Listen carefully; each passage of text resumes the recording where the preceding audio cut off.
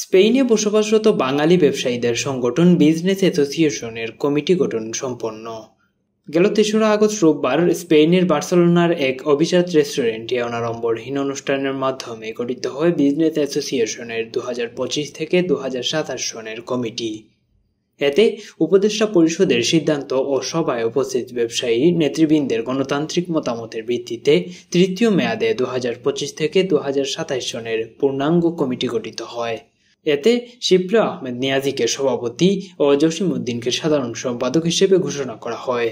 সভায় সংগঠনের প্রধান উপদেষ্টা আফতাব নজরুলের সভাপতিত্বে এবং আফাজ জনির পরিচালনায় অতিথি হিসেবে উপস্থিত ছিলেন সাংবাদিক নুরুল ওয়াহিদ এবং স্পেন বাংলা প্রেস ক্লাবের সাধারণ সম্পাদক লোকমান হোসেন, জালালাবাদ অ্যাসোসিয়েশন স্পেনের সভাপতি আমিন আলী রফিক, সাধারণ সম্পাদক আব্দুস সামাদ, জাহাঙ্গীর আলম, নজরুল ইসলাম সহ অন্যান্য নেতৃবৃন্দ। স্পেন থেকে ইবাদুর রহমান জাকিরের পাঠানো তথ্য ও ভিডিও চিত্রে ইমরান আহমেদ, এয়ার টেলিভিশন।